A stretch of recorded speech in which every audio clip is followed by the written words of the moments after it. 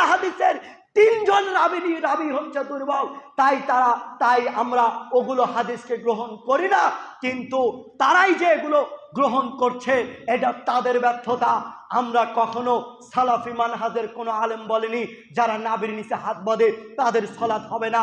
কোনো সালাফি মানহাজের কোনো আলেম আমরা বলিনি যারা নাবির উপরে একটু উপরে হাত বাঁধে তাদের সালাত হবে না, তাদের সালাত কবুল হবে না। আমরা শুধু বলেছি, আমরা সালাফি মানহাজের যারা আলেম রয়েছি আমরা শুধু এভাবে বলেছি, আপনারা যে তিনটা হাদিস অনুসারে গ্রহণ করছেন, নাবির নিচে হাত বাঁধছে, ওই হাদিসগুলো সহিহ কিনা, যারা বর্ণনা করেছে তারা ঠিক আছে কিনা এগুলো রিসার্চ করে মানেন। যদি সহিহ যদি বুকের উপরে বাঁধা হয়, কোনো রাবি যদি ত্রুটি না থাকে তাহলে ওইটা গ্রহণ করেন। যেটা আপনারা নাবির নিচে হাত বাঁধার রেফারেন্স দিয়ে করছেন সেগুলো সহিহ কিনা, সহিহ হলে সে হাদিসগুলো গ্রহণ করেন। আমরা এভাবে বলেছি। ফেসবুকে যারা ফেসবুক চালান, যারা আপনারা দেখেছেন খুব একটি গুরুত্বপূর্ণ বিষয় যেটা রাসূলুল্লাহ সাল্লাল্লাহু আলাইহি সাল্লামকে নিয়ে ব্যঙ্গ করা হয়েছে, রাসূলের সুন্নাতকে নিয়ে ব্যঙ্গ করা হয়েছে। কেউ বলছে নাভির উপরে হাত বাঁধা, কেউ বলছে নাভির নিচে হাত বাঁধা, কেউ বলছে বুকের উপরে হাত বাঁধা। এই সুন্নাতটা নিয়ে অনেক মতভেদ দেখা দিয়েছে। কেউ বলেছে যে এভাবে যে রাসূল সুন্নাত বুকের উপরে হাত বেঁধেছেন এইটা আবার কেমন কথা। তারা ওইটাকে নিয়ে তারা ব্যঙ্গ পর্যন্ত করেছে, তারা ঠাট্টা করেছে, বিদ্রুপ করেছে। অতএব সেই সমস্ত জিনিসগুলো সাধারণ মানুষের মন ধরে দেওয়ার জন্য আজকে আমি কিছু দলিল লিখে এসেছি। বুকের উপরে হাত বাঁধার রেফারেন্স খুব মনোযোগ দিয়ে শুনবেন।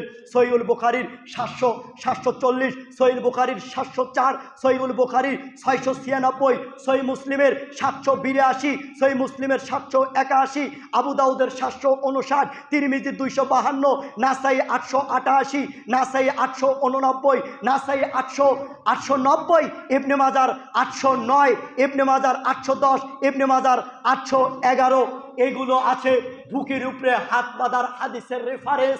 এগুলো সহিহ। এগুলো তো যতগুলো রাবি আছে, এই যতগুলো হাদিসের রেফারেন্স দিলাম প্রত্যেকটার রাবির ব্যাখ্যা বিশ্লেষণ, তাদের দিন দশা, জীবন দশা সমস্ত কিছু রিসার্চ করে আজকে এখানে আসা। সেটা হলো যত রাবি এগুলো হাদিস বর্ণনা করেছেন কোনো রাবিতে কোনো ত্রুটি নেই, কোনো দোষ নেই, সমস্ত রাবি হচ্ছে সহিহ, কোনো রাবির মধ্যে দোষ ত্রুটি নেই।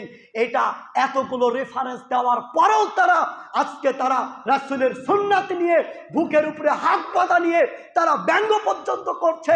অথচ যারা নাভির নিচে হাত বাঁধছে যে হাদিসের রেফারেন্সগুলো দিয়ে, সেই হাদিসের রেফারেন্স যারা আবু দাউদের মূল কিতাব বাড়িতে আছে এর 110 নম্বর পৃষ্ঠা খুলবেন। 110 নম্বর পৃষ্ঠা খুলে 4 নম্বর লাইন থেকে নিয়ে হাদিস শুরু হয়েছে। 755 থেকে 760 4টা হাদিস রয়েছে আবু দাউদের। এখন যে ফাউন্ডেশনগুলো ছাপানো কিতাব হয়েছে এই কিতাবগুলোতে 4টা হাদিস উল্লেখ করা হয়নি। এই কিতাবগুলোতে 4টা হাদিস উল্লেখ করা হয়নি, শুধুমাত্র 755 থেকে 761 মাঝখানে যে 4টা হাদিস আছে এই 4টা হাদিস দেওয়া হয়নি, 4টা হাদিস তুলে দেওয়া হয়েছে। আগের যে কিতাব সৌদি আরবিয়ান যে কিতাবগুলো আছে এই কিতাবগুলোতে 4টা হাদিস তুলে দেওয়া হয়েছে এবং তার যে সরাগুলো আছে সেইগুলো তো উল্লেখ আছে, কিন্তু মূল কিতাবে 4টা হাদিস উল্লেখ নেই, তারা তুলে দিয়েছে। এখন যারা নাভির নিচে হাত বাঁধছে তাদের রেফারেন্স হচ্ছে 3টা দলিল। আবু দাউদের 756, 758, 758, 759 3টা হাদিস রয়েছে। এই 3টা হাদিসগুলোতে যারা হাদিস বর্ণনা করেছেন এই হাদিসের যারা রাবি তারা 3টা হাদিসের 3জন রাবি হচ্ছে দুর্বল। তাদেরকে ইমাম আবু দাউদ, সাদ এবং ইমাম নাসাই, যিনি নাসাই কিতাব লিখেছেন, তেনারা বলেছেন এটা হলো মুনকার, অথবা তারা বলেছেন তারা হচ্ছেন দুর্বল। তারা 3টা হাদিস তারা নাভির নিচে হাত বাঁধছে, তাদের রেফারেন্স হলো 3টা। এই 3টা হাদিসেই 3জন রাবি রয়েছে। এই রাবি 3জন হচ্ছে অজ্ঞ, এই 3জন রাবি হচ্ছে দুর্বল। তাই আমরা এই হাদিসগুলোকে দুর্বল হাদিস বলেছি। দুর্বল হাদিস মানার কোনো সুযোগ নেই। যদি শক্তিশালী, স্পষ্ট শক্তিশালী সহিহ হাদিস থাকে, তখন আর ওই দুর্বল হাদিস গ্রহণ করা হবে না। এই দুর্বল হাদিস গ্রহণ করা যাবে না। তাদের মধ্যে 756 নম্বর যে হাদিসটা আছে, এই 756 নম্বর হাদিসের একজন রাবি তিনি লিখেছেন, তিনি হচ্ছেন আব্দুর রহমান ইবনে ইসহাক। ইনি হচ্ছেন এই হাদিসের রাবি আব্দুর রহমান ইবনে ইসহাক। ইনি হচ্ছেন দুর্বল রাবি। এটা হচ্ছে 756 নম্বর হাদিসের রাবির কথা বললাম, ইনি দুর্বল, তাই এই হাদিসটা গ্রহণ করা যাবে না।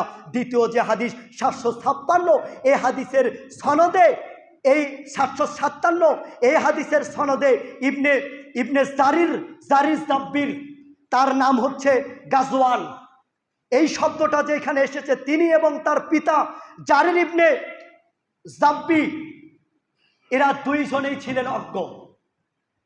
ওরা যদি কোনো হাদিসে আসে, কোনো হাদিসের রাবিতে যদি আসে, তাহলে সে হাদিসগুলো হবে দুর্বল, সে হাদিসগুলো গ্রহণ করা যাবে না। একজন হচ্ছে আব্দুর রহমান ইবনে ইসহাক, আর একজন হচ্ছে জারির ইবনে জাব্বির। এরা পিতা এবং ছেলে, এরা দুইজনে যদি কোনো হাদিস বর্ণনা করে, যদি হাদিসের ক্ষেত্রে রাবি হিসাবে এদেরকে পাওয়া যায়, তাহলে সেই হাদিসগুলো দুর্বল হবে, সে হাদিসগুলো গ্রহণ করা যাবে না। তৃতীয়ত 758 নম্বর যে হাদিসটি রয়েছে, এই হাদিসের রাবির মধ্যে প্রথম যে রাবির কথা বললাম আব্দুর রহমান ইবনে ইসহাক, এই হাদিসও উনি রাবি রয়েছে। আমি বলতে চাচ্ছি প্রিয় ভাইরা, আমি যে হাদিসের যে রেফারেন্সগুলো দিলাম, বুকের উপরে হাত বাঁধার, এই হাদিসগুলোর একটা হাদিসের মধ্যে কোন রাবির কোনো সমস্যা আজ পর্যন্ত কোন মুফতি, কোন আলেম, কোন মুহাদ্দিস বলে যেতে পারেনি যে রাবির বর্ণনার ক্ষেত্রে কোন রাবির দোষ ত্রুটি আছে। কোন মুফতি দেখাতে পারেনি, কোন মুফতি প্রমাণ করতে পারেনি এই হাদিসগুলোর রাবির কোনো ব্যক্তির ত্রুটি আছে। কিন্তু যারা নাবির নিচে হাত বাঁধছে, তাদের 3টা হাদিসের 3জন রাবি হচ্ছে দুর্বল, তাই আমরা ওগুলো হাদিসকে গ্রহণ করি না। কিন্তু তারাই যে এগুলো গ্রহণ করছে, এটা তাদের ব্যর্থতা। আমরা কখনো সালাফি মানহাজের কোনো আলেম বলেনি যারা নাবির নিচে হাত বাঁধে তাদের সালাত হবে না। কোনো সালাফি মানহাজের কোনো আলেম আমরা বলিনি যারা নাবির উপরে একটু উপরে হাত বাঁধে তাদের সালাত হবে না, তাদের সালাত কবুল হবে না। আমরা শুধু বলেছি, আমরা সালাফি মানহাজের যারা আলেম রয়েছি, আমরা শুধু এভাবে বলেছি, আপনারা যে 3টা হাদিস অনুসারে গ্রহণ করছেন, নাবির নিচে হাত বাঁধছে, ওই হাদিসগুলো সহিহ কিনা, যারা বর্ণনা করেছে তারা ঠিক আছে কিনা, এগুলো রিসার্চ করে মানেন। যদি সহিহ, যদি বুকের উপরে বাঁধা হয়, কোনো রাবি যদি ত্রুটি না থাকে, তাহলে ওইটা গ্রহণ করেন। যেটা আপনারা নাবির নিচে হাত বাঁধার রেফারেন্স দিয়ে করছেন, সেগুলো সহিহ কিনা, সহিহ হলে সে হাদিসগুলো গ্রহণ করেন। আমরা এভাবে বলেছি।